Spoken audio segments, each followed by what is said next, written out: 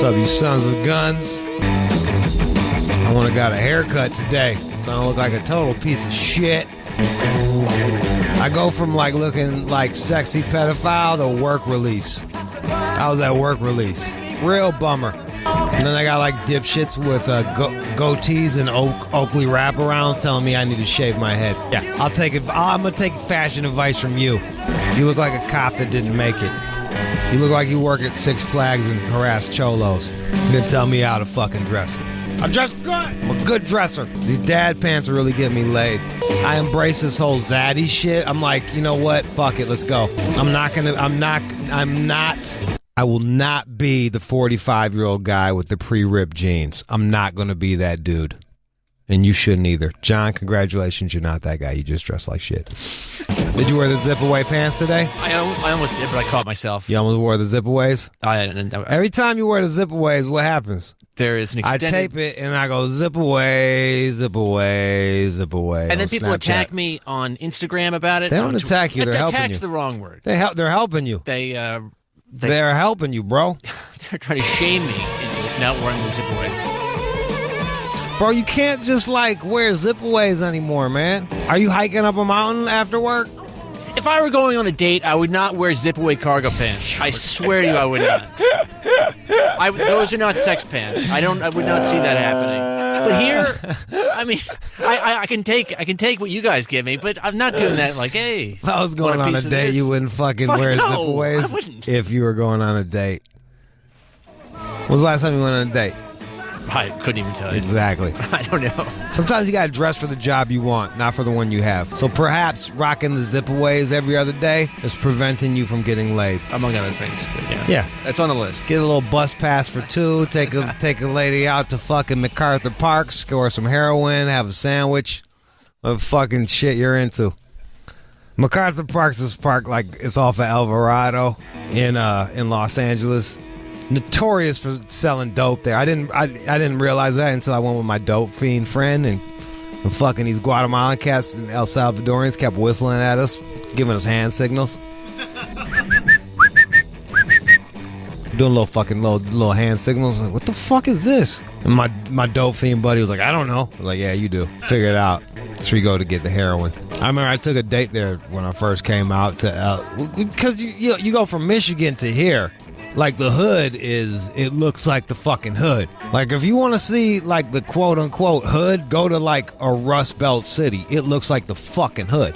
Out here, there's palm trees, people playing soccer. You can get those little fucking... You got the corn man with the shopping cart slanging corn, and the other little fucking them little orange cartwheel things that you put the hot sauce on. You just say, it looks like everything's going on. I took a chick there to go paddle boating. She looked at me like, "Are you fucking crazy?" I didn't smash. Did not smash. But I learned my lesson. You don't take chicks on dates in MacArthur Park. Not the thing. Runyon Canyon. Hey, you want to go for a hike? It's like I don't take chicks on hikes. When I was on Tinder, I wouldn't even swipe on a girl if she was on top of a hill. If she had a picture of her on top of a hill, I'm like, I gotta climb a hill to fuck? Nah, I'm good on that. Or if they're playing a guitar, fuck that shit. I'm not going to some coffee shop here and you play your originals. Jonathan. Yes. John boy. Right. Got a big week in front of you next week. No one can hear you nod, John. That's correct. No one can hear you nod on the radio. Yes. I'm going to hear those fucking marbles rattling along. Going back to Andrew for a rap battle. Round 3. All right, this is it. Round 2 was not fair, but that's fine. That's the one I lost instantly. You lost it. It was yours to win. He blew it. You couldn't fucking seal a deal, whatever. In case you don't know, John is my producer, and John is he does freestyle battles against the producer of Jason Ellis's show. And you went up against him the first time you went up against him. If you lost, you're gonna have to like wear a romper and get shocked with a dog collar. That was between you and me, something like that. Yeah, and somehow you won, failing the show. It would have been much better if you could have got shocked, but whatever, fuck it. Hey. Second time around, nothing is up for stake. There's nothing. It doesn't even matter if you win or lose. and you lose. Choked even. You fucking choked. I did. It's almost like you do things just to hurt the show. It was like when you're supposed to lose and we could have watched you get fucked up, you win.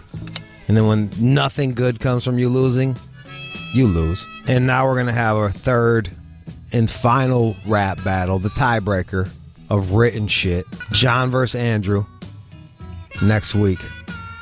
We will be going over to enemy territory, and you're going to have to do one verse. It is hostile for me. I mean, enemy territory is the right way. It's hostile to a motherfucker. Hey, but you boss up and you go get it, man. I was fucking impressed. You do the hand motion shit. It's big production. It looks like the end of 8 Mile. Yeah, right. Like if Eminem had a Down syndrome brother that was at that, and he had to rap too. That's what it looked like. Go hard. Go hard or go home, baby. Are you ready for these motherfuckers? You ready for them? Yeah. Sort of. I have to pick a song and then figure it out. What's the beat what beat are you gonna do? I don't know yet. If anyone has any thoughts, now's the time.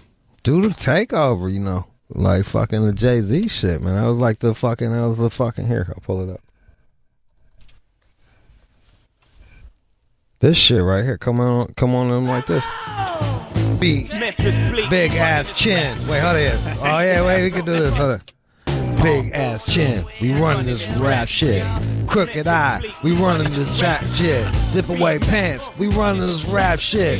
Fuck with me, you get up fucked up and shit like that. That'll work.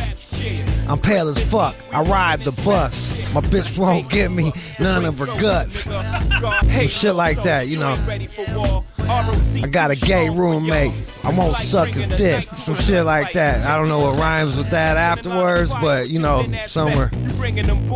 Like, I'm trying to get you hyped when you're just staring off in the distance. I was just trying to visualize it. No, that works. Visualize it. Say something. Say a rhyme. Say something. Go ahead. The chin.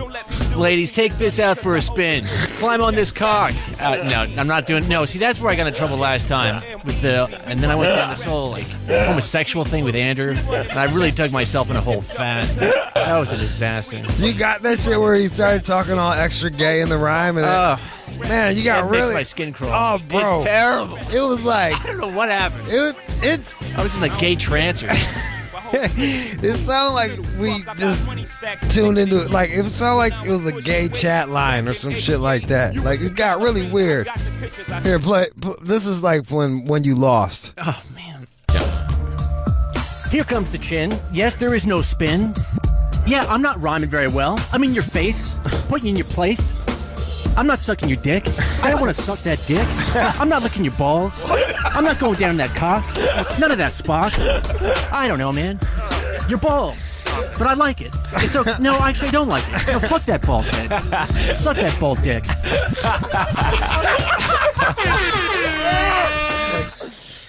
I've never seen anyone lose a rap battle quite in that fashion. Like, it was almost like, I've never seen someone deny sucking dick so bad that it seemed like you wanted to suck his dick. You're like, I'm not gonna fucking grab you by the end of your shaft and fucking stroke it gently until you come in my mouth and swish it around and snowball it with you. I'm not gonna do that. Not me, cat. Like, it was really uncomfortable. No one could look at each other in the room. Like, we were like, what the fuck is he doing? Like, that's your guy. Get your guy. Here, play it again. Just so no. Just play it again. I want you to feel it. I want you to feel it so you don't do this no more. Here comes the chin. Yes, there is no spin. That's fine. That's good. Yeah, I'm not rhyming very well. I'm in your face. All right. Putting you in your place. Good in them. I'm not sucking your dick. I don't want to suck that dick. Okay. I'm not licking your balls. Ooh. I'm not going down that cock. Oh, man. None of that Spock. What? I don't know, man. You're bald, but I like it. It's okay. No, I actually don't like it. Okay, no, fuck that bald head. Yeah, that's good. Suck that bald dick. No.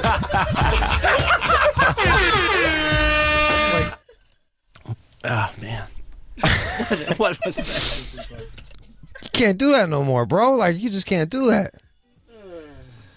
Oh, and we played that for Ponce de Leon the next day, and he was uncomfortable. Nobody can look at you. It was like over the top, most fucking gayest non-gay shit I've ever heard. Why? He was like, "Oh, you're not gonna fuck me in my butt, and I'm not gonna come from it that much." Like it was like that. It was like, stop. Someone take the mic away from him. Quit it, please.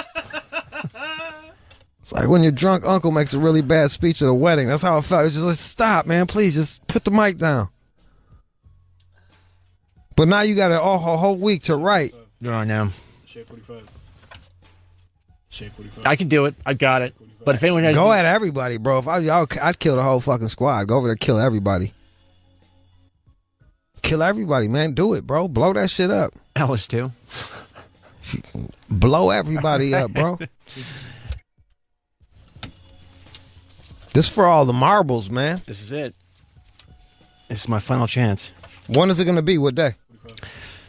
If all goes well, Wednesday at about 2 o'clock, a little after. I'm not sucking this dick. I'm not going down on you. I'm not sitting in your lap. You're not going to give me the clap. Oh, man. All right. That is Wednesday. You got a week. I know. It's a week away, bro. I got it. See, that's Eye of the Tiger. I have the tiger. All right, Rocky. Thanks. All right. This is gonna be a hell of a segue. Jordan Peterson, 12 Rules for Life. He is a fucking. I think he's like a doctor. I want to say he is. I think he's like a PhD. Dude's really bright. I fuck with him. Penguin Random House. Look at you. Go ahead, Jordan fucking Peterson. He will be on the air with us. YouTube's preeminent father figure. I listen to this guy's his classes. He tapes his classes so that like regular people such as myself who didn't go to college can like listen to fucking lectures. I think it's cool. It democratizes fucking education. He wrote a book, 12 Rules for Life. And we won't have time to go over all the rules, but we'll hit on a couple of them. He also is involved in this whole little free speech fucking drama up there in Canada. I'm gonna have him catch me up on that a little bit. And that's it. We also got What Would Jude Do? In the news with John, Mr. Not Sucking This Dick. I'm not going down on you. I'm not deep throating you. I'm not putting your dick on my tonsils. That is not happening on Wednesday. This, like, you can pre-write it now. If you after having a whole week of pre-writing it and you still come out with some gay shit, maybe you just need to go fuck a man. And you know me, I'm open-minded, so like if anybody like, go get it, go get it, bro. I'm rooting for you, man. Go do it. Fuck it, man. Not happening. Not happening. Not gay. We'll see. Sure. All right, man. We're playing a song, then we're coming back with Jordan Peterson, my man. You are checking out the All Out Show with Rude Jude on demand. Shade 45. I am back, and I have a very special guest. I've been trying to lock this guy down forever. Jordan Peterson, welcome to the show. Thanks a lot. Thanks for the invitation. I've been, I Patreon your ass, bro. I fuck with you tough. Hey, I'm appreciating that. The way I first heard about you was over the free speech debate. Can you briefly kind of catch people up on that are in America and didn't really know what was going on in Canada? Yeah, well, Canada introduced some legislation about a year ago that made it mandatory for people to use these made-up pronouns to refer to transgender people, Z and Zer and that sort of thing. And I didn't really have any objection to the fact that people wanted to be referred to that way, but I had a big objection to the fact that the government made it mandatory to do so. And so I made a video saying that there was no damn way I was going to do that, no matter what, because it was made mandatory. That was compelled speech in my estimation, and that's not something, well, that's something your Supreme Court ruled against years ago. It's not legal, and I felt it was a very bad precedent for Canada, and it is. So it passed. A lot of controversy. Where are you at with it right now? Where do you just do it and then like are they giving you tickets? Well, they passed the bill, and so it became legislation in Canada, and one of the consequences of that was, I don't know if you followed it or not, but there was a huge scandal at a university in Canada this year, at Wilfrid Laurier University, where a teaching assistant named Lindsay Shepherd was hauled in front of what was essentially a Spanish Inquisition just because she showed a debate about transgender pronoun issues. And so where are we at now? They passed the legislation, and it was a disaster. So, and that the consequences of that are starting to play out in Canadian society. So, but well, that's what a lot of controversy around me. As a radio host, I really respect the way that you stuck up for the First Amendment or our First Amendment. I don't know what y'all got, but like your freedom of speech. You wrote this book called 12 Rules for Life, and it's kind of crazy. Yeah, it's like a lot of shit. It's like these common sense things that we've forgotten about. Do you feel like it's common sense? We've forgotten about a lot of common sense things. Well, usually there's deep reasons for common sense things to be true, and I guess that's what 12 Rules for Life is about. It's about the deep reasons why common sense things are true. And so I'm trying to explain to people why they should do things like stand up straight with their shoulders back, which is rule number 1. Why should you do that? Good to present. Well, you should present a confident posture to the world, partly because it helps people respect you, but even more importantly, it helps you respect yourself, and it regulates your brain function. Like your body is very tightly tied to your brain function, to your emotional function. And if you stand up straight confidently, then that helps decrease anxiety and increases the probability that other people will take you seriously and makes you a force to be contended with. And so, and it's very important that people do that. It's not arbitrary. It's built right into our biology. You're standing up straight. You're also a bit vulnerable because your shoulders are pulled back. You're not guarding yourself. Is there something to be said for that? Yeah, well, that's exactly one of the things that indicates confidence. You know, you're not in a defensive posture like something that's about to be eaten by a predator. And so, you know, you're facing the world as if you can handle it. Now, you know, it's also helpful to be able to handle it. You need to back it up. But the rest of the book is also about the sorts of things you can do to make yourself more resilient psychologically and to take your place in the world more forthrightly. The book concentrates a lot on responsibility and voluntary acceptance of responsibility and the necessity of telling the truth or at least not lying, which is, I believe, Rule 8. Tell the truth, or at least don't lie. How do you keep yourself from lying to yourself? There's been so many times where I've just lived in denial because it was too painful for me to actually see me for what I was. So I would come up with this bullshit denial so that I can continue living the way I wanted to live. How do you stop that? Yeah, well, it helps if you surround yourself with people that you can trust. So I wrote about that in Rule 3, which is make friends with the people who want the best for you. You know, because that way people will call you out when you're deceiving yourself about things. It also helps if you notice when what you say makes you feel weak. You know, you can stop saying that. You can stop saying the small lies that you say or act out even when you notice that they're making you weak, when you know you're doing it. You know, you might ask, well, why bother telling the truth? But you don't have a better defense in the world than saying what you believe and standing up for it. That's all you've got in the world, really. And I make a strong case for that in the book. Why that is, not just saying, you know, tell the truth, don't lie. Well, that's just finger wagging in some sense. I wanted to provide people with a deep explanation about why that's absolutely necessary.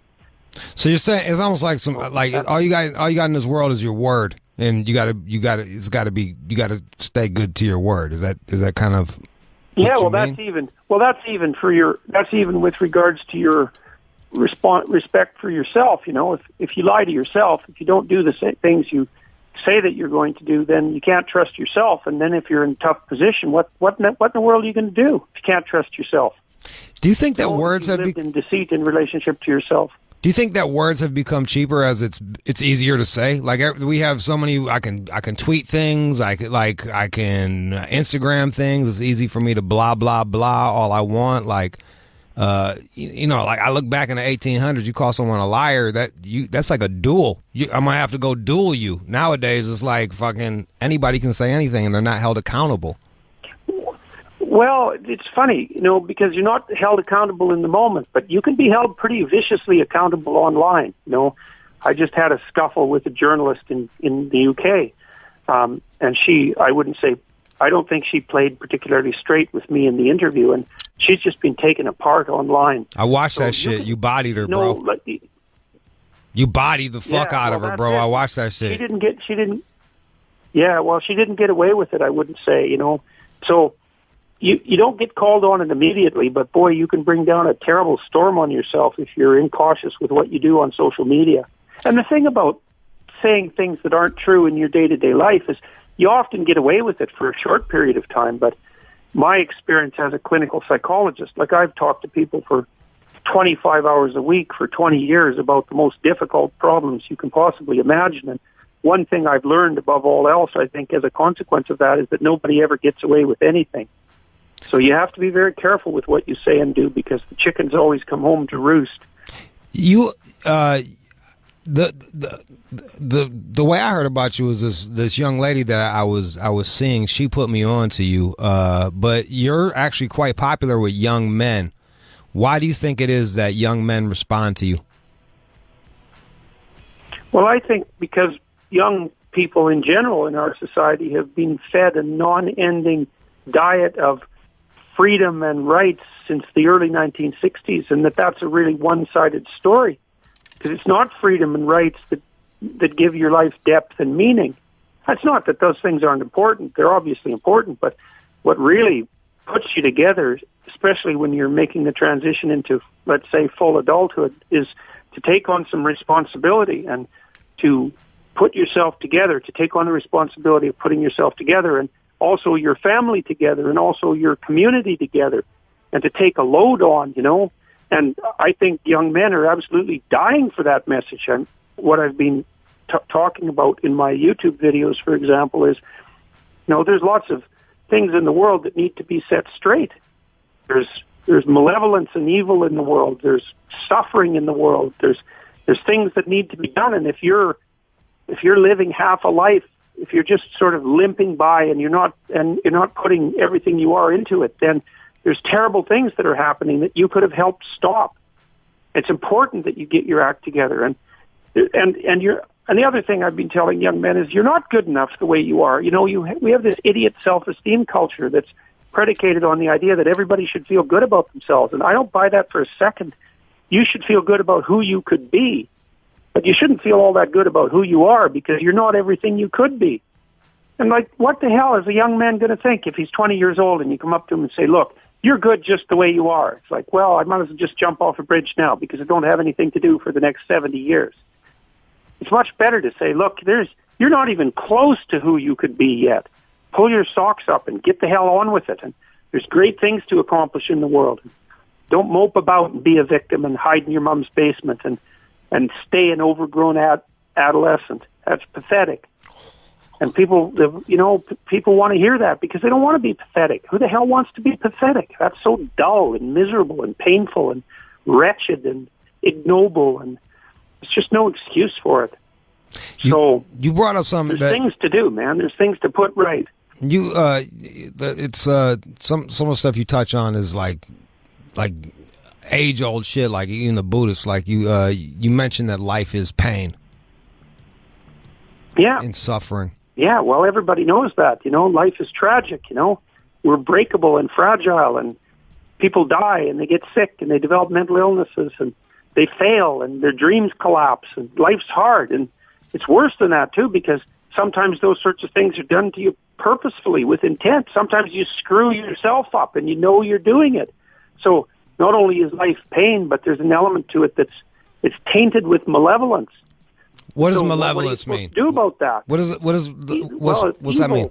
Evil? Someone wanting to do you harm someone out to make the world a worse place. And that could even be you. That happens to people all the time. So you have to contend with that. And the way you do that is by living a noble life, by adopting responsibility and accepting the fact that life is tragic and confronting evil when you see it. That's the way to live. That's the antidote to pain. And, well, the book is called Antidote to Chaos, 12 Rules for Life, an Antidote to Chaos. And I really believe that I'm outlining old ideas in that book and old, deep ideas about how to orient yourself in the world. I like 6. That everybody needs to know. I like 6. Set your house in order before you criticize the world. What do you mean? What do you mean by that? Like, make sure your room's clean and shit like that? Well, that's a rough chapter, because I wrote that chapter about the Columbine High School murderers, the serial killers or the mass murderers at Columbine, and also about this serial killer rapist named Carl Panzram. And these are guys who were out for revenge against the world. They thought society had treated them badly, and it certainly had in the case of Carl Panzram, who was the serial killer and mass murderer or the mass rapist that I wrote about. These people, they like the guys who shot up the Columbine High School, they blame everyone else for the misery of existence, and they blame society and its tyranny, and they blame the fact that other people don't like them, and they blame the fact that they've been singled out for abuse and pain, and then they go out to take revenge. And I understand that, and you'll understand it if you read the chapter. But my sense is that you should put whatever you can in order around you before you complain about the structure of reality. You set your room straight, and set your aim straight, and aim up, and put your family together, and work for your community, and see how much better you can make the world around you. And then maybe you have something to complain about if it doesn't work. But my experience has been that people who aim high and then work diligently towards that aim, they tend to get what they need and want, and they also, so then they're good for themselves and they're good for other people too, and they don't get resentful and bitter and murderous and cruel. And so that's all to the good as far as I'm concerned. The other one I also like is don't let your children do anything that makes you dislike them. That's rule number 5. Yeah, well, that's rule number 5. Yeah, well, we've got this idea in our culture that if you just leave children alone, they'll grow up perfectly well, and that you don't want to encumber them with any rules, and you don't want to disrupt their perfect being. And it's just not the case. You have to put reasonable limits on your kids, and not least so you don't turn yourself into their enemy. I've dealt with lots of families where the parents don't like the children at all, and they're taking revenge on them all the time, mistreating them and cruel to them, and it's often because they let their kids do things that make them dislike them. They let them yell at them and talk back and break rules and steal and fight with their siblings and be disrespectful and not clean up after themselves and never say thank you. And that's just foolish, It's not that hard if you're willing to do it, to help your children figure out how to act in a manner that makes everyone like them. And then, between the ages of 2 and 4, you want to help your children between the ages of 2 and 4 become the sort of people that adults like to have around and will teach, and the children like to play with. And then when your kid's 4, everywhere he goes or she goes, he'll be welcome, and people will smile and mean it and open their arms and open their hearts, and they'll make friends. And Jesus, that's such a good thing to do. And all you have to do is help your children not be obnoxious and terrible, and then you'll like them too, and you'll get along with them. So that's what that chapter is about. Don't raise an asshole, basically. I find that a lot of times parents want to be liked by their children, and in doing so, they miss out on the discipline that the children need deeply. Yeah, well, that's right. The parents are afraid that if they lay down a few simple rules, that then because you have to enforce the rules, and that causes conflict. That'll make the child unhappy. Like, whenever a rule is enforced, the person gets unhappy, at least in the short term. But careful, well-buttressed rules make children feel secure and decrease their anxiety, even though they'll test them and fight against them. And, yeah, it's very frequently the case that Parents will sacrifice the long-term well-being of their children to being liked in the present, and that's a form of weakness. It doesn't do the children any good.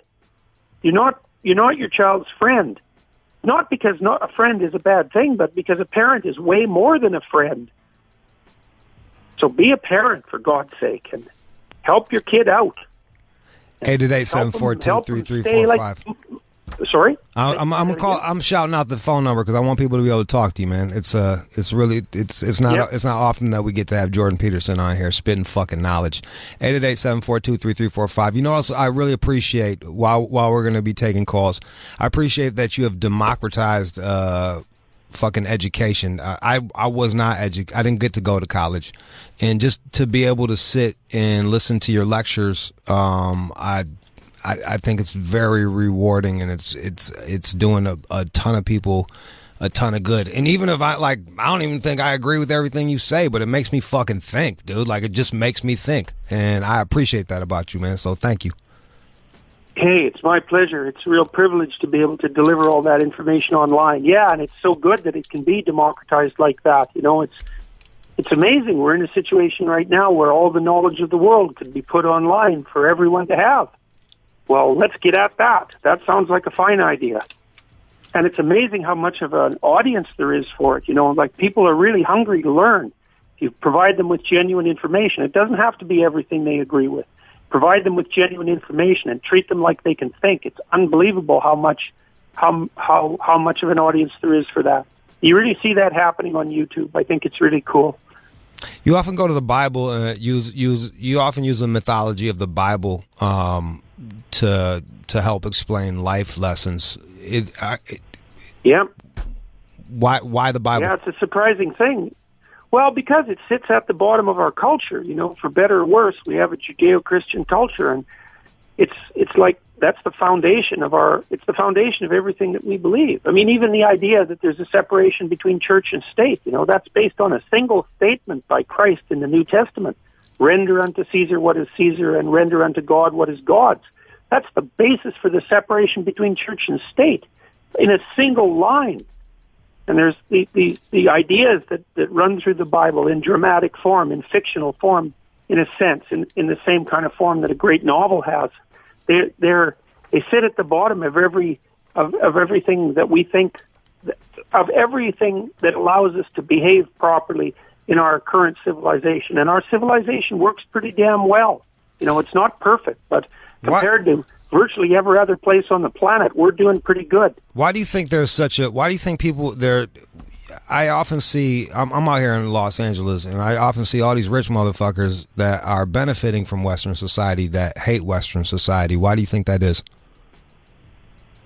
Well, I think they want to have their cake and eat it too. You know, I see this with the kids who are at Ivy League colleges like Yale. You know, they want to be baby capitalist overlords and also claim all of the privileges of the oppressed at the same time, you know, and which seems to me to be a bit much. If you're going to be part of the ruling class, let's say, well, you should stop taking for yourself all the privileges of the oppressed.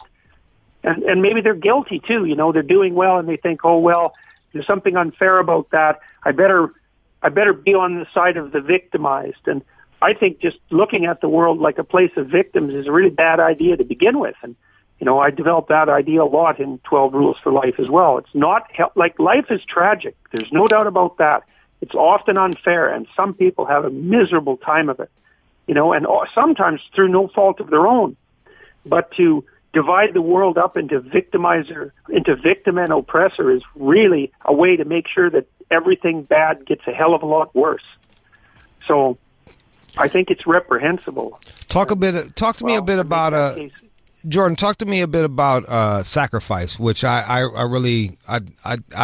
really related to that sacrifice to get ahead, which is a common thing in the Bible. That was a fun part of the. Well, I was trying to understand what archaic people were doing way back in time when they were making sacrifices, burnt offerings, and that sort of thing to try to please God, and I started to understand that they were acting out this idea that you could give up something that you valued in the present to obtain something in the future. And like, we discovered the future thousands of years ago.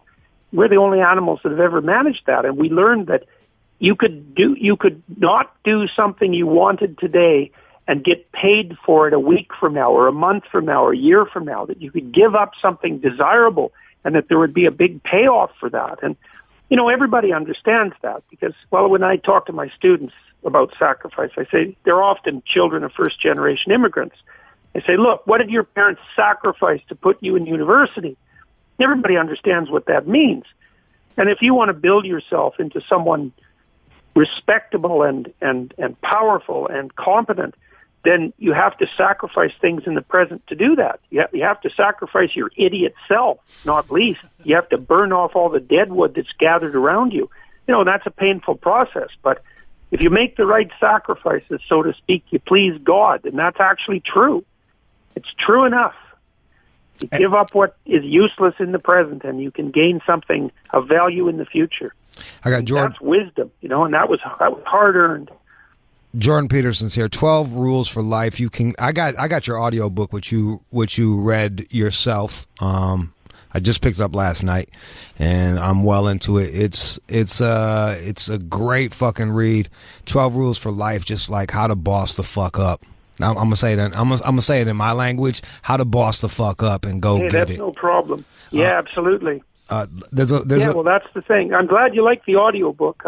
It was very interesting to read it and to see if I could get that right. That's a motherfucker, ain't it? Yo, dude, I got 2 books and I did the audio books. That shit's way harder than just fucking talking, ain't it? It is, yeah, definitely. It's a whole different thing, but I kind of learned how to do it after about 15 hours of practice, and it was worth doing. But yeah, it's definitely different than just a spontaneous conversation. All right, let's go to the phone line. I thought the audiobook would be popular with people because so many people have been listening to my lectures, and I thought they would find that familiar. It is selling quite a lot. Well, congratulations, man. I like your ideas. I hope more people hear these ideas. I wanted to get it to a whole group of people that may not know who you are. Jordan Peterson, 888-742-3345, 888-742-3345. There's a couple questions about parenting. Let's go to Kiana in Phoenix. Go ahead, Kiana. Hi, Dr. Peterson. My name is Kiana, and I have a 13-year-old who's already demonstrating that behavior that you say you should instill in him between the ages of 2 and 4. He's my first child, so I didn't really instill that in him. So now how do I correct that behavior at the age of 13? She was fucking up early. How did she correct it? What behavior? So just like you say, it's like the disrespect, the talking back, you take away his PlayStation or his phone. How old is the child that you're speaking about? He's 13 now. Oh, that's tougher because once your son is 13, he's going to start to rebel against you. Well, right. One thing you can do, I would say, is sit down with him once a week and have a meeting about how the house is going to run. And what's necessary. Ask him what he wants. Does he want to have like hell on earth with you for the next 3 or 4 years, or does he want to have a reasonable time of it? Because it might be better for both of you if he had a reasonable time of it. Then you guys could talk about what minimal rules are necessary and what will happen when someone breaks them. He's got to be in on that conversation now that he's 13. He'll know that there's rules he's got to follow because everyone has to follow rules in order to survive. But I would say sit down with him once a week and have a talk for half an hour about what rules have to be followed in the house and what the enforcement strategy is going to be. And get him thinking about it. And tell him what the alternative is, because the alternative is, you guys could fight like cat and dog for the next 3 years and end up hating each other. Jesus, that's a dismal outcome. So he can think through what he wants. Maybe he can get some freedom from you and a chance to do what he wants, and he can bear some minimal responsibility for what's going on in the house, and you guys can negotiate it out. That'd be good. Okay. Good luck. Let's go to Malik in Tennessee. Go ahead, Malik. I got a question for you. My experiences from dealing with children that have been damaged, I deal with 18-year-olds. And my problem is race, ethnicity, background, and things they have been through. Some things I can't change, but what can I do to say to them, looking at a 3-year-old saying, I know what you're saying, but you don't understand me. So how do I explain to them certain things that they don't understand, that they have been through, and they're not going to change, and they don't see it? So how do I get them to open their eyes to certain things, like stop doing these pills? They won't see me. They can't see me telling them to stop, but they doing them. Okay, I'll have to get that restated for me too, because the phone's a bit fuzzy. So okay, I'll try one more time, sir. Okay, I coach and mentor 18-year-old black males. By the time some of them get to me, they're already messed up on the pills. I'm trying to get them to see that the path that they're going down, but some of them cannot see it. All they see is the hood, and that's it. They don't see stand up and poke my chest out. That's like speaking Japan to them. So how do I get to see them as a culture background of where you came from and what it did to you and how to fix it? Malik, let me jump in. All right, so he's dealing with these kids with a lack of hope. He's dealing with these kids with a lack of fucking hope. They're hood kids. They're black kids in Tennessee. How does he reach these children and help them fucking like understand that, like, yo, it's gonna get worse if it continues this route? Is that a fair question? Is that a fair way to put it, Malik? Yeah. Okay.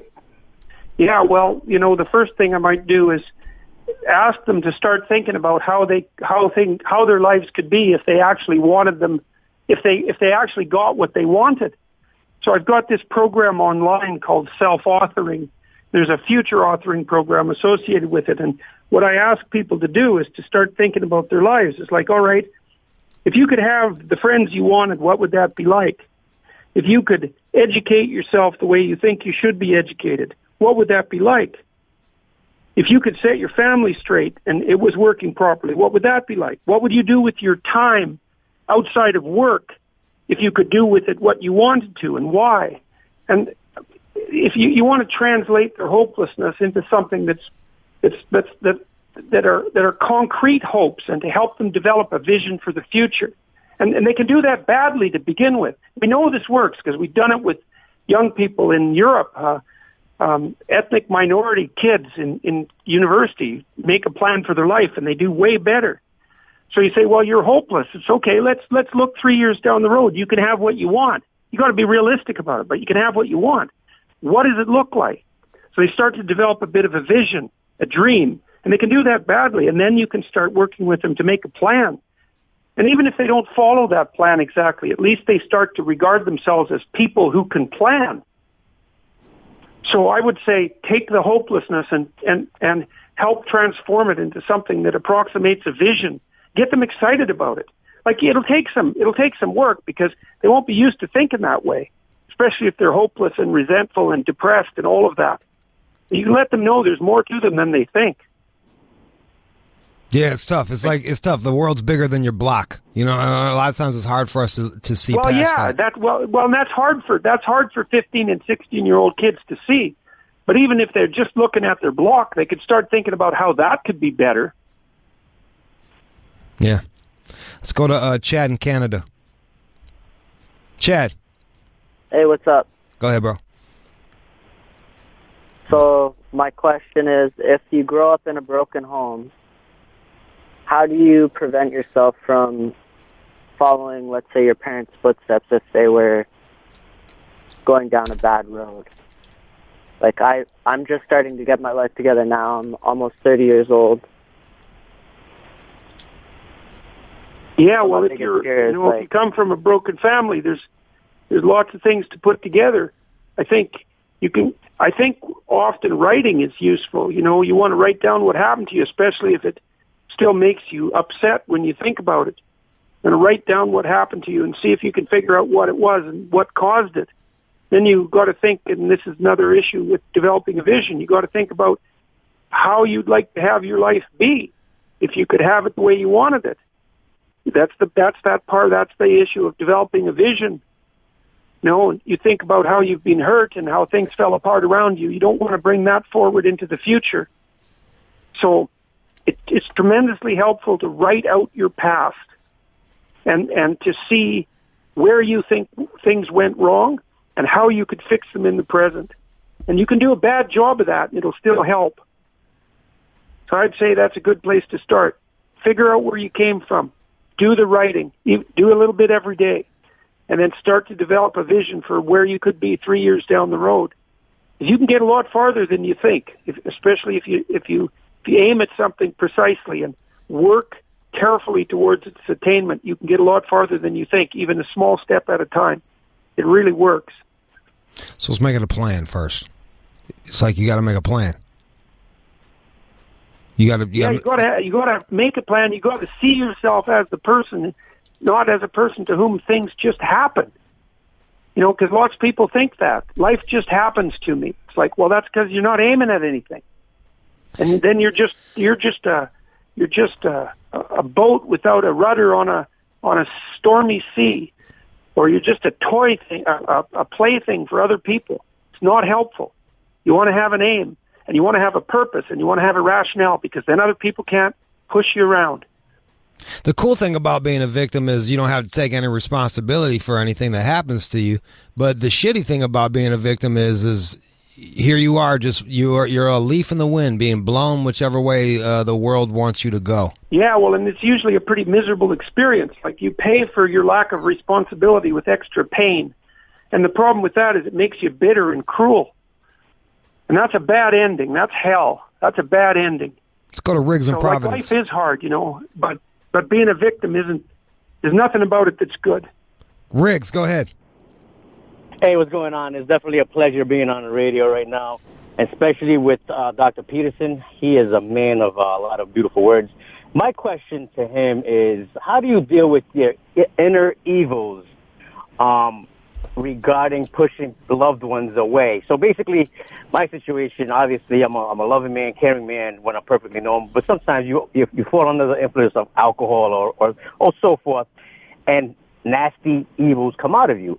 What's the first step to basically battle that, and what do you recommend for somebody going through Well, this? I think the first thing to do, I think you've already done the first thing, which is to recognize that it's happening. You know, like, people can be very, very cruel and very unpleasant to one another, and including the people that they love. The fact that you can even see that that's the case is a good initial start.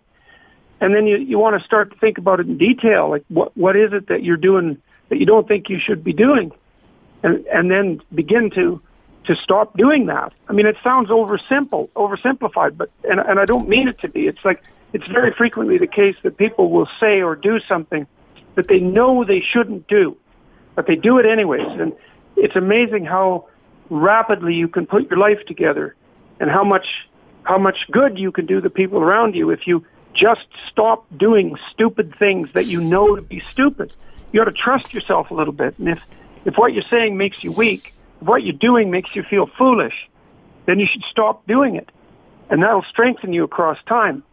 I've got my wife here in the corner, and she's telling me I have to go. There's a car waiting for me downstairs. So, hey, Dr. Peterson, we're gonna let you go. Can you hold on for 30 seconds? Or we're gonna play the music. Will you hold on for 30 seconds? I just want to thank you personally, sure, and then you can get the fuck going. You bet. Jordan B. Peterson, okay. 12 Rules for Life. Go grab the audio book. It's something you can drive to. You can roll to it, or go grab the book if you want to read it. 12 Rules for Life: How to Boss the Fuck Up, an Antidote to Chaos. Go get it. All right. Thanks, Doc. You are checking out the All Out Show with Rude Jude on demand. Hey there. Hey you. How you doing? How you doing out there? How you doing in life? You going through a thing? Well, fuck it. I got your back. Couldn't get through to talk to a real doctor. Jordan Peterson. Well, you can talk to me. I didn't go to school, but I'm smart. I'm smart. All you gotta do is pick up the phone, dial 888-742-3345, 888-742-3345, and holler at the kid. I'm here for you. Guy problems, girl problems, work problems, any type of problems. Pick up the phone, dial 888-742-3345. Talk to the kid. I'm a life coach. I'm Chuck Daly. I'm Sparky Anderson. I'll get you through it. That's right, Chuck Daly. Fucking right. Dream Team, bro. Be Beat Jordan, beat Bird, beat the Lakers. That's who the fuck I am.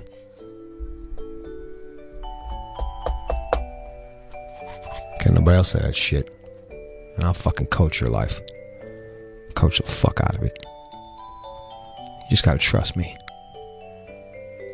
The first key to trust is picking up the phone and dial 888-742-3345. So what would you do? It's coming up next. It's like a ray of light beaming down knowledge from the heavens above.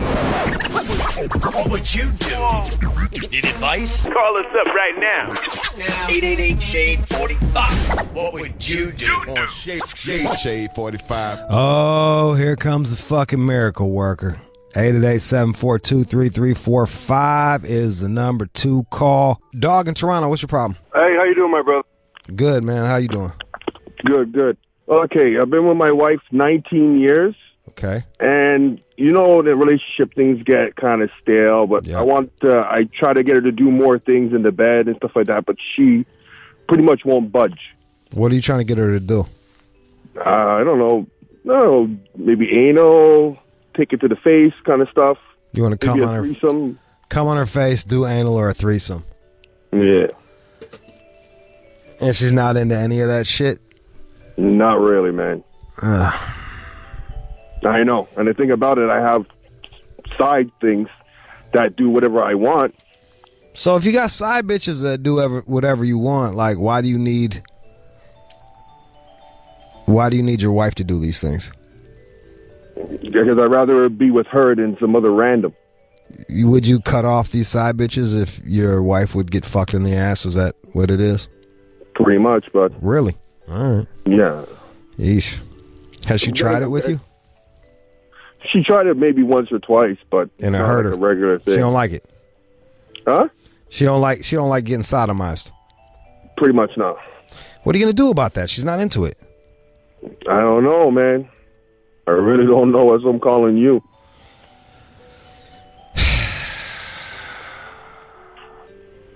We've been together 19 years, and I have her on her daily dick diet. It's not like she doesn't get it on a regular basis. You know what I mean, cuz? Yeah, I understand. Sounds like you have a very high sex drive, and you're putting it down everywhere. But she doesn't want to get sodomized. No. What about why doesn't she want you to come on her face? I don't know, man. I talked to her about it. She just doesn't like it. What if you had like a wet towel directly, right? What if you like came and then just wiped her down? Like came on her face and then like towel treatment, car wash. Yeah. I don't know. I guess I could try it, but I'm just saying there's got to be some compromise you can reach with her. Try to get 1 out of 3. There's got to be something that is there something that she's doing that she's doing just for you? That she does. Is there anything that she's doing for you that she's not super into? No, not really. That's kind of unfortunate. Is there anything you're doing for her that you're super not into? I do pretty much everything for her, my brother. You need to sit her down and have that conversation. Be like, look, babe, I do this for you, I do that for you, I do this for you. You're into this, I'm not that. Tried. What does she say? Man. She's like, oh, it's not like I don't like it. I just don't like it all the time. But it's not like I get it all the time. It's like maybe twice a year kind of thing. Okay. Sounds like you got to keep cheating. I think so, then. Like, if you're not getting your needs met in the bedroom from your fucking girl, yeah. Like, what else are you supposed to do? I don't know. That's why I try to show her. I'm like, listen, at the end of the day, you should be the one who's giving me all these things, not I shouldn't have to go elsewhere to look for these things. You know what I mean? But she doesn't really get it. What if y'all just had an open relationship? She won't be for that, brother. Yeah, she's not even. You can't even come on her face, let alone have her fuck another dude. Well, I don't think she'd be in for that, man. She's very jealous. How'd you end up with her, man? How do you end up with somebody that you are not sexually compatible with? You know what, dude? It's just we were together we've been together since 20 years, man. Yeah, I hear you, but I said how. I don't ask for the fucking numbers. How did you end up with somebody who clearly doesn't like the same shit that you like? I don't know. and we we had a couple kids together, and just cheat. Bought a house. And just cheat. I don't know. Just cheat and be careful if it's that deep to you. Yeah. I always say that shit, man. Like, people like, yo, man, like, if your partner is into some shit and you will not give it to them, this is what's going to happen. Dog is going to happen. Dog is going to be out sodomizing somebody else because you won't get sodomized. Dog is going to come on someone else's face because you won't have your face become on. Fellas, you don't want to choke out your girl or fucking eat her butthole. Somebody else will eat her butthole down the road. Brandon in Inday, what's up, bro? Hello? What up, man? What's your problem? All right, man, here's the deal.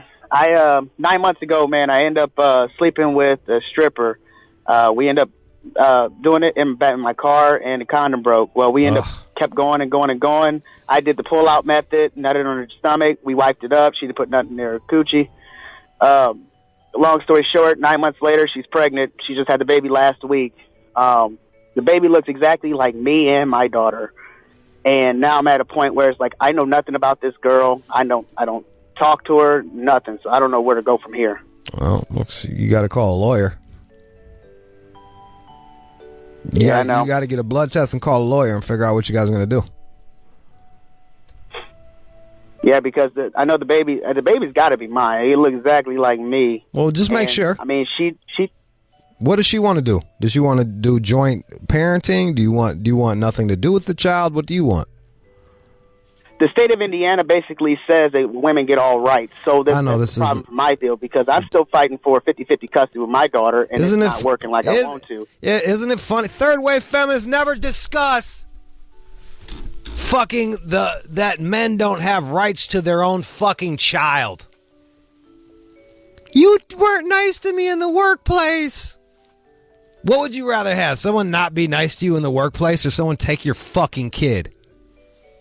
Sorry, let me get off my fucking soapbox. I just find that fucking ridiculous. It sucks that you have super strong swimmers and that the condom broke. Did you know the condom broke? Because there's been times where I'm fucking. Yeah, I knew. And I'm like, God, the pussy feels too good. And then I pull out, I'm like, oh, there's no condom there now. And that sucks. And I'm fucking paranoid.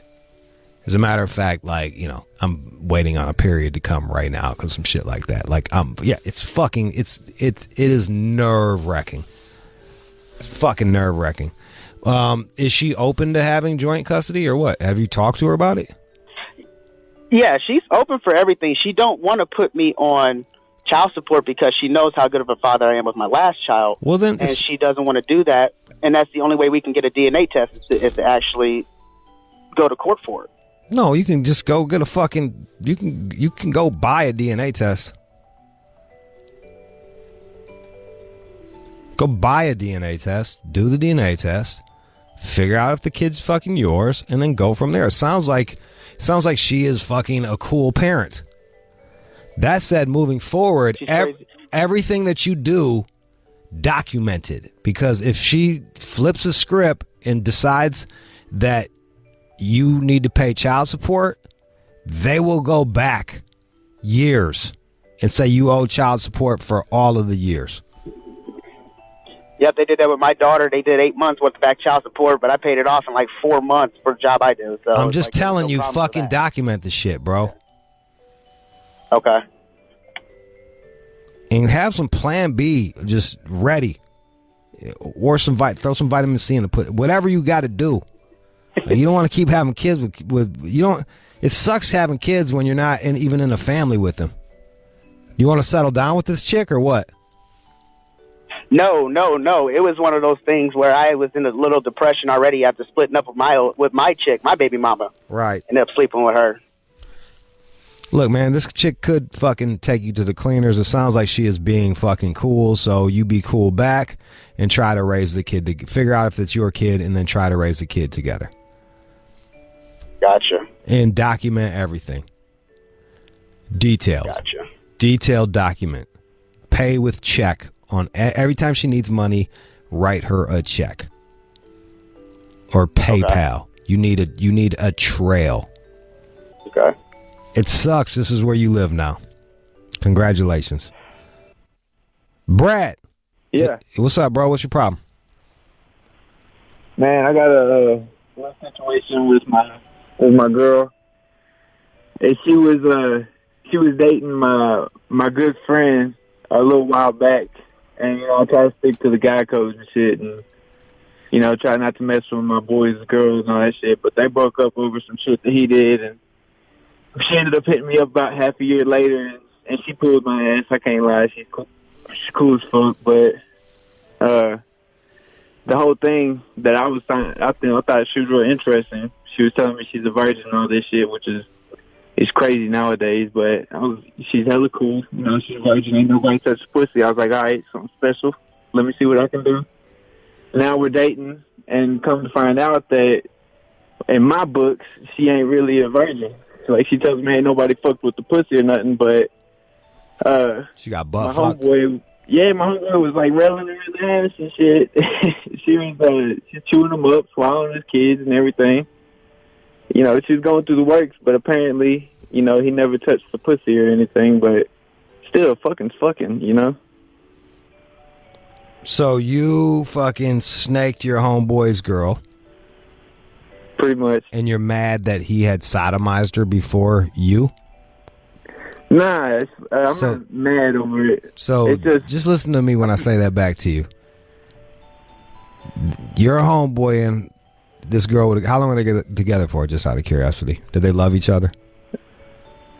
Well, yeah, they told each other they loved each other. Okay, so your homeboy loved this woman. He was cheating on her. That's who the fuck cares? Oh, you're Mr. Moral Compass guy. No. Oh, like, okay. I ain't saying anything. All right, you're like Moral that. Compass. Okay, you're the fucking, you're captain relationship. You decide what goes in people's relationship. He was dogging her. I had to save her. Nah, it ain't even like that. You sound like Captain Save-A-Ho. She hit me up. You sound more emotional than her. So what are you mad about? You're mad that she got butt fucked? If anything, nah, it's just like you should be stoked.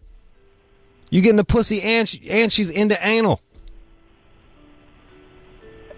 It's just that's my best friend. I talked to him before I even started. Once she hit me up, I was like, hey, she's hitting me up, And he was like, I don't give a fuck. I was trying to get advice from him over this shit. And he was like, bro, do your thing. So all right, so what's the problem? It just makes me feel weird about the whole shit, because that's my homeboy. If it was any other dude, then I wouldn't give a fuck. She was getting fucked in the ass. She was getting railed in the ass by my homeboy. So it makes you feel weird. Want to back away. It makes you feel back away. Yeah. That she's getting butt fucked by someone that you respect. Yeah, pretty much. I guess so. Like you like the guy. He's cool, right? Yeah, it's my homeboy. So she got butt fucked by a guy that's cool. It's not like she got butt fucked by like some dude with the fucking a SoundCloud mixtape page and works at a gas station. Yeah. You dig? I feel you, man. So it's like, look, you sound like you're young. How old are you? 22. Yeah, bro. Like, look, man, you get to be my age. I walk around every girl when I'm with a chick. Every dude she introduces me to, I just figure that he's fucked every one of her holes. And I don't give a fuck. Because guess what? Fair enough. Guess who she's fucking? Guess whose dick she's getting? Mine. Guess who it's attached to? Me. I know, but I'm not fucking. She's telling me she's a virgin and everything. Most I get is fucking handy. I mean, we've only been dating for a few months, but still, you know what I'm saying? Wait, hold up. She won't let you, she only let you butt fuck her? Nah, she ain't even getting her mouth close to my dick type shit. You know what I'm saying? Most I got is a handy. One handy in like 4 months. You feel me? Damn, you ain't got no game.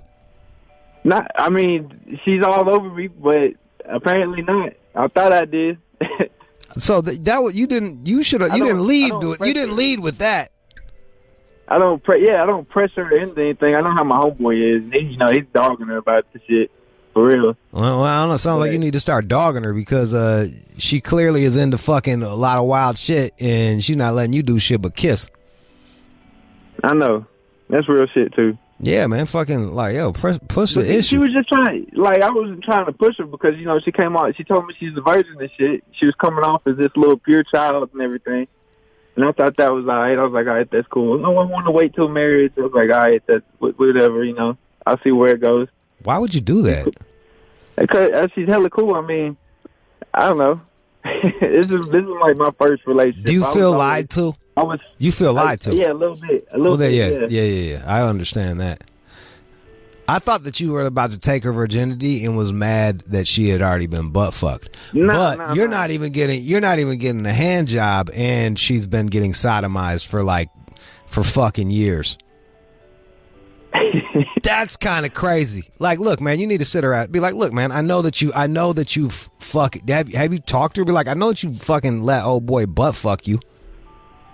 Yeah, I talked to her about it. What did she say? I told her, I was like, what did she say? When you was like, yo. Man, she got upset. She got fucking upset. And because I told her, I was like, you don't need to be coming off to me as a virgin. Like, that's something that we don't need to talk about no more. We don't need to talk about you being a virgin because you're not, you know. Regardless if nobody's touched the pussy or not, you got fucked in the ass and all that shit, you know. Sex is sex. And she got butt hurt, you know.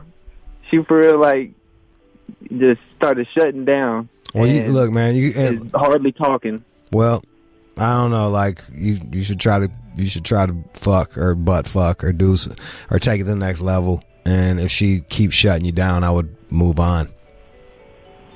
Yeah. Because you clearly don't have the game for her, or she's not into it. Either way, regardless of the reasons, it ends with you having a dry penis. Hell yeah. And like you've been talking about earlier, that ain't gonna do nothing but make me go fuck something else. Yeah, and cool about it. Yo, dude, and the thing is like, yo, that's the thing. It's like, yo, at the end of the day, you're not asking her to do some shit that she hasn't done with somebody else. And having sex is kind of an important part of relationships. For sure. So maybe you could sit her down and be like, look, man, without the judgment, you're just like, look, man, like, I need to know where this is going. Like, I respect you, but like, we're gonna have to, like, us not having sex, we're gonna have to figure this one out, because I can't continue on just fucking going home and jerking off into a sock. I don't know, man. I done told her about the blue balls and everything. I told her that shit ain't cool. Will she let you eat the pussy? I mean, she acts like she don't want me to. She's probably not comfortable with that either. I don't know, man. Did your man eat the pussy? I guess so. You know, they've been together a lot longer. How long did she make him wait before she gave up the asshole? I'm just curious. It was I don't know, I feel like that was going on. It was towards the end of the relationship, so it had to have been close to a year. All right, so it sounds like you're right on track. She sounds like a real pain in the ass, dude. I don't know, man. Like, how old is she? Fucking 15? She can't figure out whether or not she wants to fuck a dude or not? No, she's same age as me. She's 22. That's why I was like, damn, you're 22, still a virgin. And then come to find out, you know. Bro, I would, look, man, real talk, I would try that shit. Look, listen to me, man. Try that shit, but, like, I don't got all day for a chick to not. Like, if you can't tell whether or not you want to fuck me after 120 days of us being together, we ain't for each other. Yeah. If you can't get a good gauge of whether I'm a fucking good person or not after 120 fucking days, then we're good. Peace. Have fun. Have fun with your weird idea of fucking, with your hymen intact and your butthole blew out. Have fun with that shit. All right, sweet. That's exactly what I'm saying. That's the crazy ass shit. You being too nice, man. Yeah, I'd much rather her get fucked in the pussy than in the ass. There's some weird, like, something wasn't clicking in her head. You being too nice. Quit being a bitch. Boss up. Boss up, be a man. Either get her or not get her. But, like, right now, you're in the middle of, you're lukewarm. Yeah. You're a cup of tepid water. Boss the fuck up, bro. You right. All right, man. Bye. Peace. Jesus Christ, man. What's up with that, man? Amber, go ahead. You the last one I'm going to talk to. Amber speaking. Hi. Hello, Amber. What is your problem? Okay, so I've been married for almost 2 years now, and I have so many suspicions about my husband cheating, but I don't know if I want to poke the bear because I really can't tolerate cheating. That's like one of my deal breakers so early on in the marriage. But I don't know if I should poke the bear, with What makes you? Let me jump in. What makes you think he's cheating? What are some of the fucking clues? Well, for example, he just randomly said he had to go out of town for work, and that's never happened. And what does he do? Details. He's an engineer, but just randomly from nowhere says he has to go out of town. He can't give me like the time frame that he returns back into town. When the day he left, he had his work clothes on, but he didn't have like his specific work shoes that he usually has. And then he called me and said he was at the doctor. And oh yeah, he's cheating. Then yeah, and all right, so he's cheating. Now what? Yeah. So that's what I'm saying. I moved to Dallas from California to be with him. We've been married for no kids yet, and we talked about kids. We talked about deal breakers. We've talked about it, so I feel like he's just kind of sloppy with it and just testing me. So I don't know if he's just wanting me to find out, or I just wanted a guy's perspective on. I don't know. He's cheating. He's cheating, and then it's up to you to figure out what you want to do with it. Yeah, I guess. I don't know. Emergency, having to go out of town. There's no fucking details. Probably isn't checking in with you. Right. That sounds shady than a motherfucker. I wouldn't feel comfortable if the shoe was on the other foot and my girl did me like that. I would not feel comfortable with that. Right. And, I feel like it's better to kind of address it and kind of cut the losses before we have kids and all that shit. There you go. Look, look, man, there's some things, if that's an unforgivable for you, some people can forgive it, other people cannot. If that is something that really is going to be impossible for you to get over, you might want to cut them losses. And, well, just from a man's he'll deny it though. Just know he'll probably deny. But I'm just saying from a man's perspective, you know how. No, I'm saying he's gonna deny it over and over again. Okay. He won't own it. Right. You won't even get the satisfaction. Right, and like there's been other little stuff leading up to this that he flips it on me, gets mad, and I already know that that's like cheating 101 to kind of blame the accuser. Yeah. So. Just from the woman's perspective, I just know if it's only like not even 2 years in and we're already having these problems, then it's only going to get worse, you think?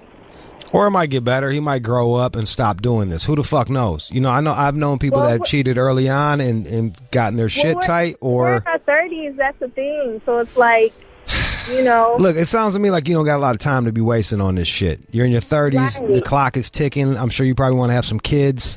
Maybe you made the wrong bet on this one. If you were younger, maybe I could say, hey, test it out. Maybe he'll grow the fuck up. But if you don't, trust is kind of a big deal. Yeah. Would you be interested in having an open relationship? No. All right. I'm just saying. I'm just trying to see if there's any workarounds here. Yeah, because the thing is, he's also one-sided. My thing is, you can't just want your cake and want to eat it too. Oh, he sounds like an asshole, man. Right. How'd you end up with an asshole? Yeah. As Amber. far as wife. Yeah. How'd you end up with an asshole? Well, he started off as a nice guy to me, we had a long-distance relationship, and I was with an even worse asshole than him, and all these times didn't come up, I feel like, until after we got married, and we were living together for about a year before we actually, got married and everything. All right. So, look, man, bail, and go get you some therapy to figure out why you keep attracting dicks. Thanks, Jude. You're welcome. Good luck. Sorry that it fucking turned out like this. At least you don't got a kid with the fucking dude. All right. Thank you. You're welcome. Thank you. Sorry about the cheating. All right, that was what would you do? Earth to pun. Come in pun.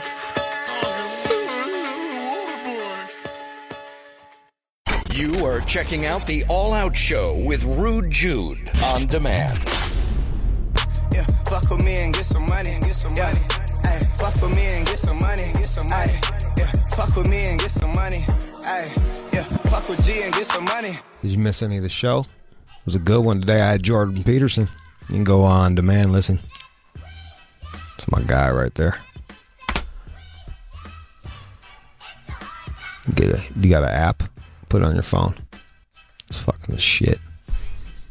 Sirius.com/on demand is the website, or I don't know what the app is, just type in Sirius app. So we got coming up next, the news. The fucking news with Johnny. They're trying to lower the fucking drinking age in New Hampshire. Look at that. What's their motto? Like, don't tread on me or give me liberty. They got one of those like tough guy mottos in New Hampshire. Stay off my lawn. What is it? Live free or die. Yeah, that's that gang. I knew it was some shit like that. Live free or the live free or die state.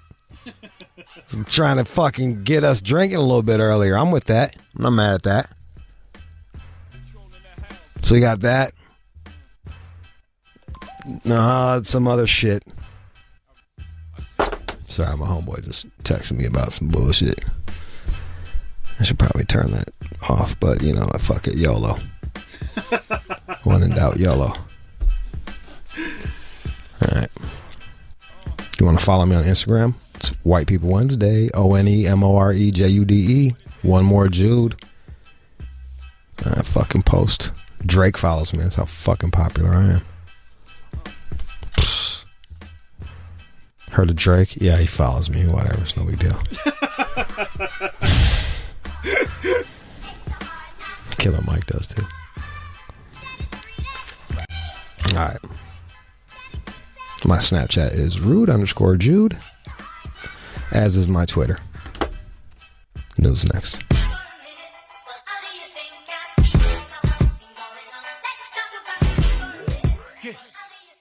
You are checking out the All Out Show with Rude Jude on demand. And now, it's time for News from the Chin with John C. Matthews. There's this insurance company over in the UK that's now being investigated because they are saying that there's this idea that they charge more for people who have a Hotmail address. Hello, governor. They charge people more that have a Hotmail address? Right. About $43 more a year. Because they think they're like a higher risk? Right. They're going to have more accidents. They're not really keeping up with modern times.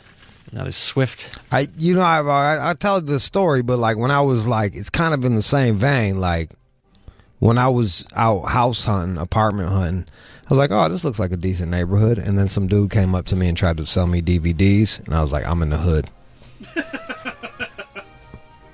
I was like, I'm good. I'm good on this place. I didn't even go into the house. I just drove away. So it's probably the same deal, like with the Hotmail shit. They see that Hotmail, like, hey.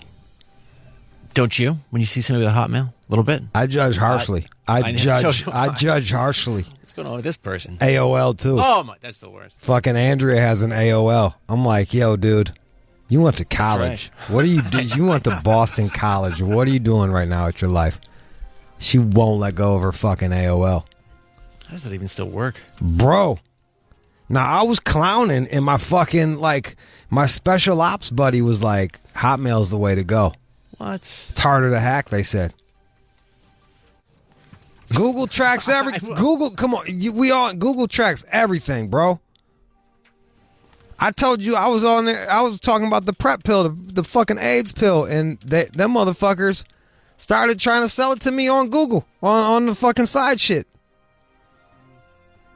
They watch everything you do. Oh, absolutely. Hotmail doesn't. They don't got enough people. There's 7 people work there. There's more people at a shift at McDonald's than that work at all of Hotmail. They don't got time for all that shit.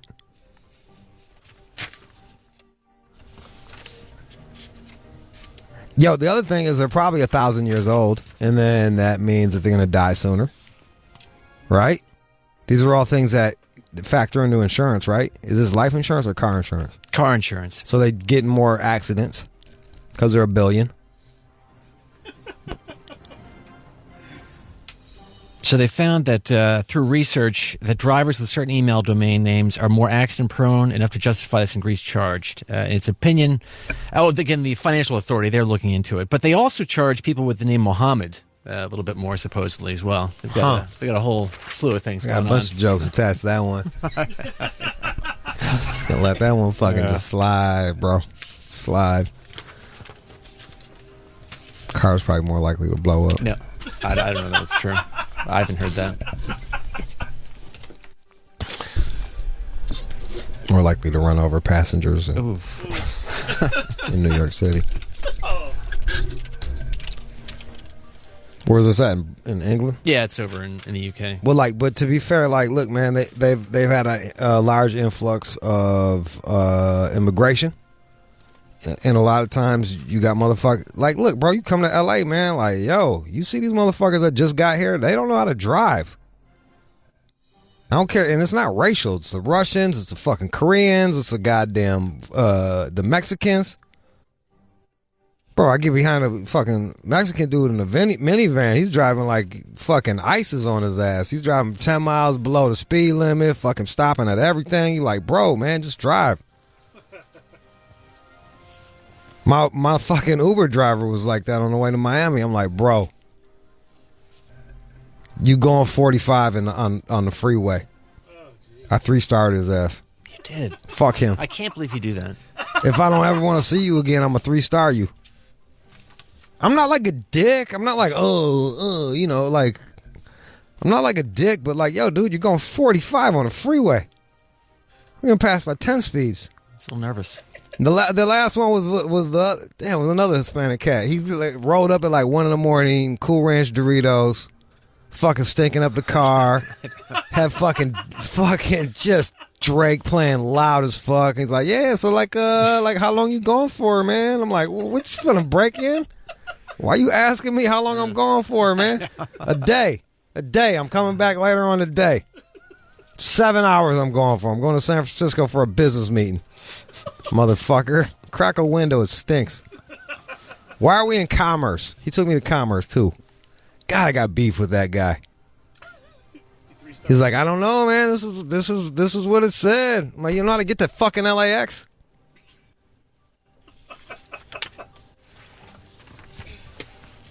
Shut your eyes for 2 fucking seconds. Next thing you know, you're driving by the fucking casinos. I'm like, what the fuck is this? Look, I'm not saying it's right. I'm just trying to come up with reasons why an insurance company might do that. They also charge young people more, right? Yeah, they've got these tables and all these data points to figure this shit out. So I'll leave that up to them. I don't think they're like outwardly trying to be dicks here. Ultimately they want to save money, right? They want to make money. That's ultimately they want to make money. Right. So perhaps they know some shit that I don't fucking know. But the Hotmail thing, I mean, I tend to agree. That fucking, I tend to never would agree. have guessed, but hey, I never would have guessed. With a motherfucker rocking Hotmail, they're like, he's either 1,000 years old or an idiot. You know, I try not to. We don't trust him behind the wheel. Or her, or whatever the fuck it is. What's your email? Yo, Gmail. I'm gonna be real with you. I had when I first moved out here, I had a Hotmail account, and it was chicksdigthejman@hotmail.com. Man, you still have the password on that one? I don't even have that no more. Because I would go on like business meetings and they'd be like, so what's your email? And I would be like, chicksdigthejman@hotmail.com. That's so terrible. Didn't get a lot of jobs. Which goes to show you, I was a fucking idiot. I would have charged me more for fucking insurance too, now that I think about it. So there's that. All right, man, what else? Looks like some women are avoiding pap smear tests because they're worried about their vaginas, that they're ugly or not normal. So they're embarrassed. All vaginas are beautiful, ladies. Are they? Yeah, they're like fucking snowflakes. They're all different. They're like fucking beautiful little fucking vaginas. You'd be so surprised at like how insecure women are about their vaginas. Yes, that's a love fact. your That's a ladies. Love your vagina. Love it. It's like his personality. It's what's on the inside that counts. Yeah, I mean, I told this before, but there was that girlfriend I had. She showed me her vagina. She was like, look at my vagina. She just shaved it, and And I didn't have the right reactions. I shouldn't have shown you. I was like, it's fine. It's fine. It's fine. I don't know. I got really up close on her shaved What are you vagina. doing? And she was not. I did not. What I are was you not doing? thrilled. I don't know. I didn't know how to react. Wow, that's great. I know. I'm sure I said, hey, yeah, that's nice. It's good. It's just You were shaved. like, that's an adequate vagina. That'll Look, I don't look, man. Like, here's the reality: is vaginas look like the dude from Alien's mouth. You know what I mean? Like, but whatever, it don't fucking matter. Vaginas are fucking vaginas. They're dope. And if you look at like fruit and shit, like everything looks like pussy. Peaches, mangoes, motherfucking mouths. Everything is making you think of that fucking. The whole world is phallic and vaginal. So ladies, love your vagina. Don't feel insecure about that shit. Thumbs up to your vagina. So this cancer trust, they looked at about 2,000 young women. 34% admitted that they missed their smear test because of the appearance of their vulva. 31%. Nah, ladies, that vulva be on fleek. Ladies, that vulva. I remember telling the girl, I was like, God damn, you got a fat ass pussy. And she got all bummed out. I'm like, no, that's a good thing. Oh, she thought it was fat, sort of puffy. That's good. Is it? Puffy? I don't know. Every type of vagina is good. Like, if I'm, like, it's all good. It's like, yeah, swollen. What do certain primates do when they're ovulating? What happens to the vagina? It swells up. Yeah. So, So, therefore, and what does that do? It attracts the fucking male chimps or whatever the fuck fucks them. I don't know, orangutans. So why wouldn't it work the same way for me? Does it, though? I mean, you see that motherfucking swollen monkey? You be like, yeah, give me. If a girl's like, damn, you got a fat dick, I'm like, fuck yeah, thank you. I'm like, I'm a monster. Don't look at me. I wish it was thin. I wish I had a slender penis. Who the fuck wants a slender penis? John. I don't want a slender penis. I guess it's not thick, but 31% explain that they wouldn't attend this test if they. I bet I bet your dick looks like a piano player's fingers. Again, I've been told it's okay. Again, I've said it. I mean, I don't know how else to put it. I'm not proud of it. I'm not ashamed of it. I bet your dick looks like when E.T. Makes his shit glow and heals things. That's what that shit look like, don't it? I know it, John. No. I know it. I think it's just standard. Kind of curves to the left a little bit. That's how a little bit. Not outrageously, but there's a bit of a kind of banks a little bit. Dick banks, huh, son? Ladies, don't avoid going to the doctor because of your vagina, the way your vagina looks. All vaginas are beautiful. Oh, they're great. 38% they were concerned about the smell. That's when I go down on a girl, I start eating them out, and then you know the first thing I say after a minute, I look up, I say, "You taste great." You do. I do. I don't want her down there worrying about whether or not she fucking smells good or tastes good. That like I want her to be able to zone out and just go. I learned about that in like some self-help shit that my grandma gave me. It was called Light Her Fire. It was like some old lady did it. It really said that? Bro, like the shit I learned from Light Her Fire, I still use it to this day, like 22 years later. Light Her Fire. It was like for couples. I don't know. It was like for old couples to keep the flame alive. You give that shit to an 18-year-old, it's like fucking, it was a weapon. My grandma had to sit me down. She was like, you can't, like, this is, like, you can't keep using these tactics on women that you're not serious with. I'm like, okay. There you go down, I'm like, damn, girl, you taste good. I'll try it. I mean, I'll probably laugh, but I'll try it. Oh, don't do it, bro. It's not going to work. Bro, you're like Vicky from Small Wonder. You're like a robot. That wouldn't work. You're wrong. You're like, this vagina is adequate. Wow, your vagina tastes like guacamole.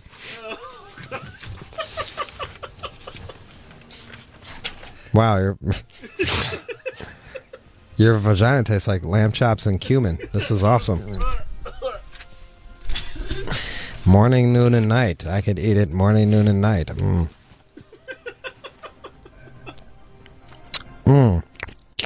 But if I were to Have do it... you ever had bacon?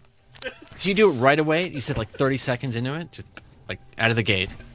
Tastes great. Your pussy tastes like a McGriddle. This is delicious. Bro, yeah, like you go down there for a little second, then you look up, you like, damn, you taste good. And you go back to it. So then we can all be fucking relaxed. There's been times when I felt insecure about myself, so therefore I don't like, I can't be in the moment all the way, so why wouldn't... I find that somewhat hard to believe. I mean, what were you insecure about? It's like, does my dick stink? Does it smell like wood chips? Like... All right. Yo, ladies, if you sleep with me, I'll usually have to go to the bathroom real quick. It's just to fucking touch it up. Unless I know that they're into fucking like some must. Other girls, some chicks that I fucking sleep with, I'd like give them dirty fucking t-shirts and go fucking sleep with them. I don't know, I like the pheromones. What the fuck you want me to do?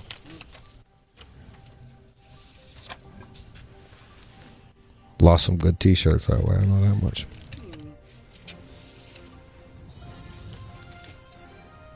In New Hampshire, they're contemplating lowering the drinking age to 20. Well, why not 18? Across the board. Because the police and... because the police and we got to save the world. Yeah, they would say that it's just you're too young to make those types of decisions. You can vote you can vote somebody into office. You can vote legislative people you can vote laws to happen. You can go get your fucking face blown off or go shoot somebody.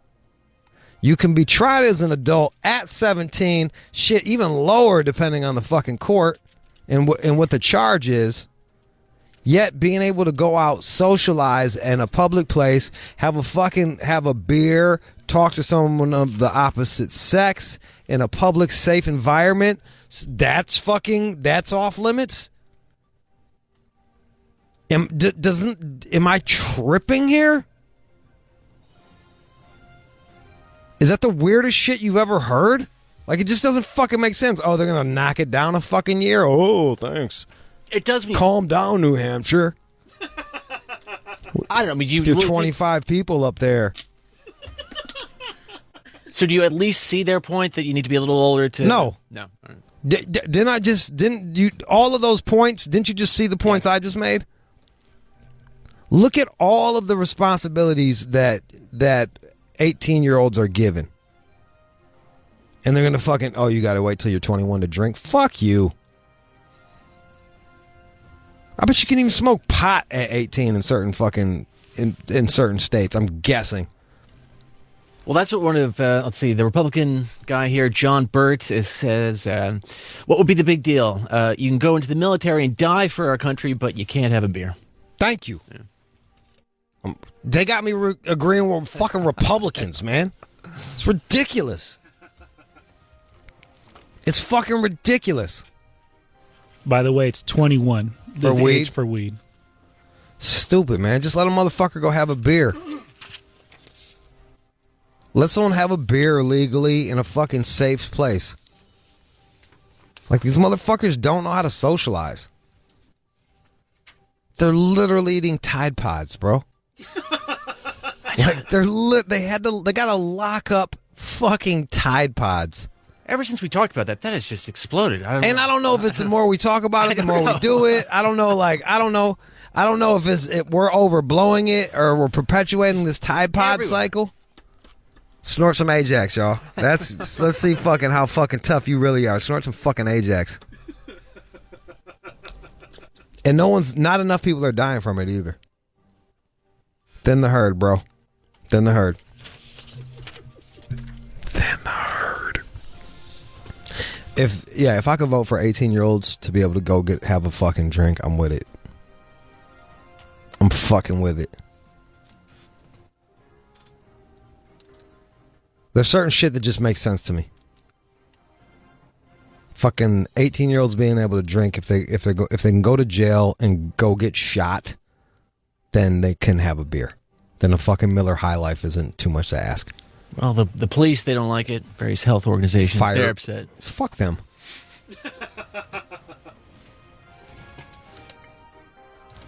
Let a guy have some Fireball. Ew. Oh.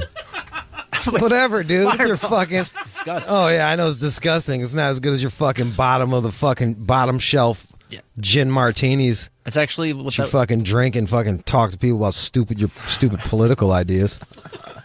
So I saw on CNN today. Did you hear what fucking Trump did?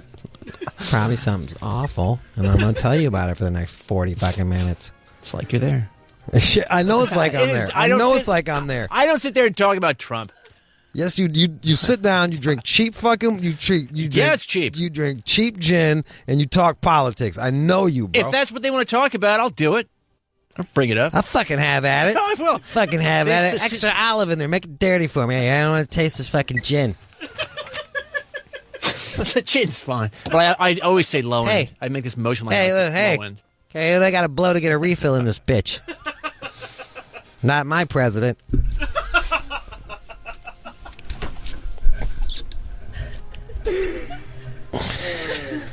Fucking worst, man. Give me something else, bro. All right, there's this study out that's looking at being generous, and this will help you lead a happier life.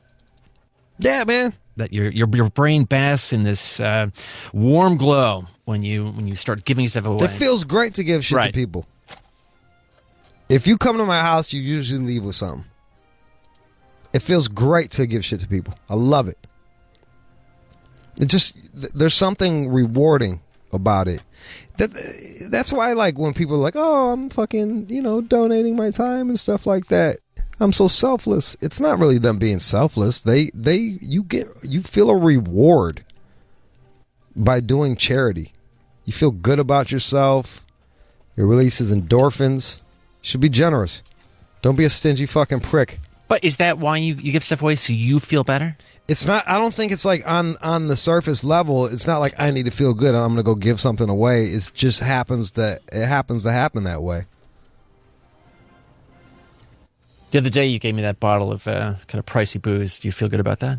I didn't even think about that. Right. But did you enjoy the pricey booze? Or I thought it was a very nice gesture. See, there you go. It was very nice. Yeah, it's like, look, man, like if everyone is fucking generous and spreads the wealth, then like it's kind of cool. I hate to get all biblical, but it's like the Jesus with the fish and the bread, and he gives out the fish and the bread, and then fucking suddenly everyone's got fish and bread. Like, you know that story? Like Jesus is going to talk to people, catch a man hungry, all I got is like one fish and 2 loaves of bread or some shit like that. He's like, watch him multiply that bitch. But one way of looking at that story is that everybody had some shit. They saw one person being generous, and then suddenly they became generous, and then everybody had enough. This is not me arguing for communism, by the way. I feel that you should give away things that, like, because you want to, not because the state is pushing you to. Libertarian. But yeah, man. Yeah, give away shit. Feels good, man. I feel good. Like, and it's different cultures too. Like me and my homies, my Afghan homies and shit, we argue over who fucking pays the bill. We argue over who treats. I'd rather hang out with somebody where I gotta argue over who treats than you. Who gets up and goes to the bathroom every time the check comes. You're like, oh, I gotta go use the bathroom.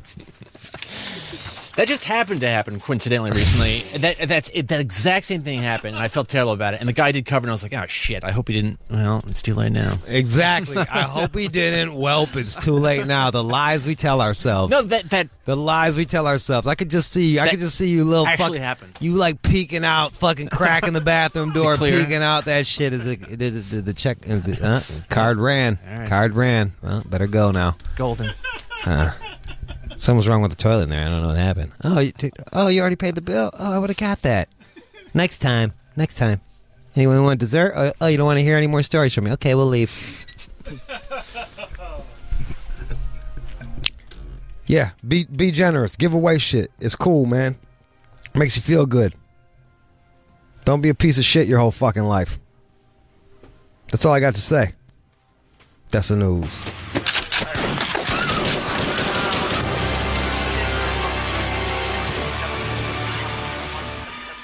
You are checking out the All Out Show with Rude Jude on demand.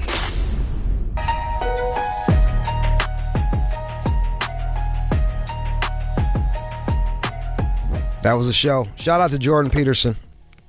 12 Rules for Life is the book. You can get it on Audible. You can buy the hard copy if you want it. Boom. You hear that shit? Boom. You're not all the way sold on him yet? Go listen to some of his lectures. He be dropping knowledge. He did this one on Pinocchio. I was like, what? Pinocchio? Fucking sprinkle me with knowledge. Fuck with that guy. Tough. Jordan Peterson. Good get on that one, John. Well done. I gotta get him my book though, bro. Like that was I wanted him. I want Jordan Peterson to have fucking Hummingbird. I guarantee that's going to happen. All right. I guarantee it. I'll write him a little note. Yeah. Doubt me, it's going to happen. I know. I'm so bummed. I just want to be able to like fucking. Don't be bummed. I know. Look, there's not that many people that I get to talk to that I actually really fuck with. Like fucking fuck with. Like I fuck with that dude. It's all about just fucking bossing up and not being a fucking bitch and taking responsibility. He seemed very serious about that. Him? Yeah. Yes. It was like that shit back in the day before before welfare. Like you kind of had to do that shit or else you'd be starving.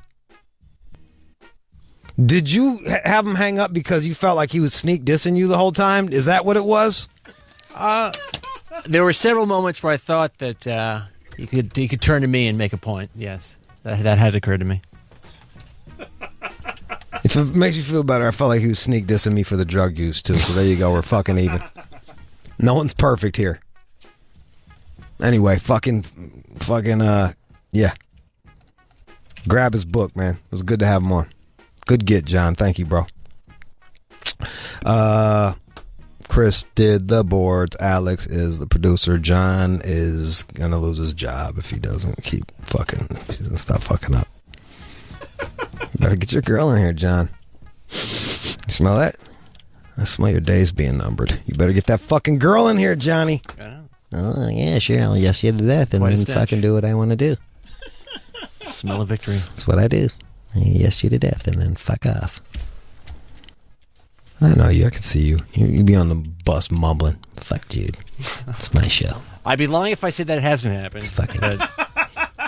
Fucking Chin 45. Fuck everybody. It's me. It's about the John show. That's not what's being said. Anyway. Keenan is on the phones as well. My name is Jude. This has been the All Out Show. Do we got anybody for tomorrow? Yeah, I don't want to spoil that one. That's still in the... Who are you working on? Possibly the Scarface... Oh, Face? Nah, see, but that's still... We trying to get Scarface on here? Right. I want him to break down the album.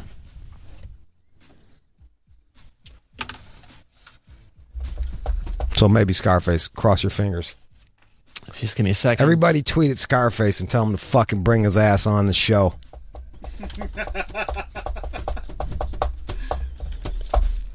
Looks like maybe Friday. Things are in flux. Jesus fucking Christ, he's a busy man.